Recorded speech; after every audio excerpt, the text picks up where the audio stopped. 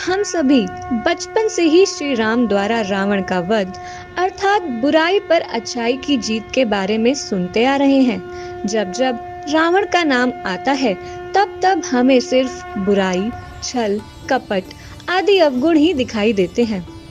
लेकिन आपको यह जानकर आश्चर्य होगा कि रावण में अवगुणों के साथ कई गुण भी थे। तो आइए जानते हैं रावण के विषय में कुछ ऐसी बातें जो आपने शायद पहले कभी न सुनी हो। रावण आधा राक्षस और आधा ब्राह्मण था। ऐसा इसलिए था क्योंकि उसके पिता विश्रवा एक ऋषि थे और उसकी माता कैकसी राक्षस परिवार से थी।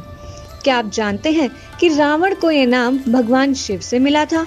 जी हाँ, जन्म के समय उसका नाम दशानन था, जिसका मतलब है 10 सर वाला।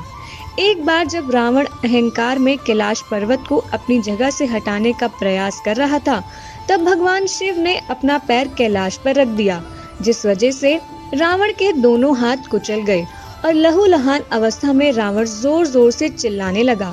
तभी से उसका नाम रावण पड़ा, क्योंकि रावण का अर्थ होता है जोर से चिल्लाने वाला। कहा जाता है कि तभी से रावण ने शिव भक्ति शुरू कर शिव तांडव स्तोत्र की रचना की। आपको ये जानकर आश्चर्य होगा कि रावण ने श्री राम के लिए एक यज्ञ का प्रदर्शन किया था। रामायण के अनुसार ये कहा जाता है कि राम की सेना को लंका जाने के लिए पुल का निर्माण करना था, जिसके लिए भगवान शिव का आशीर्वाद चाहिए था। इसलिए उन्होंने यज्ञ की स्थापना की। उस समय रावण से ज्यादा ज्ञानी ब्राह्मण कोई नहीं था।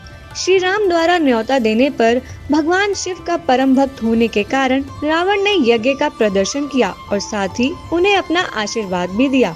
पुराणों के अनुसार रावण अभी तक के सबसे विद्वान व्यक्ति रहे हैं। उनसे ज्यादा ज्ञानी कोई नहीं रहा। इसलिए जब रावण मर रहा था तो राम ने लक्ष्मण को शासन कला और कूटनीति सीखने के लिए रावण के पास भेजा था। रावण को ज्योतिष विद्या का ज्ञान भी था। वह ग्रहों की स्थिति को भी बदल सकता था।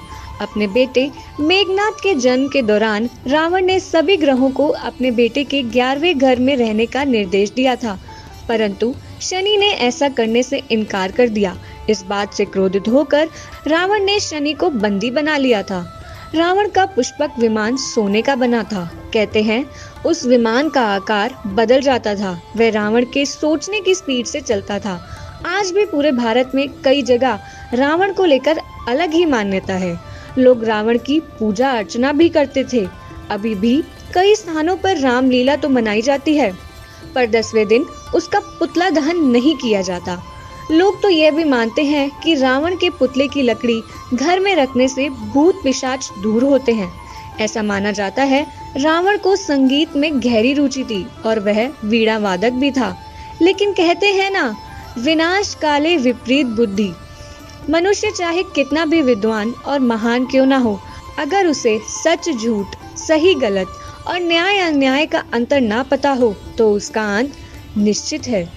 और यही रावण के साथ भी हुआ था।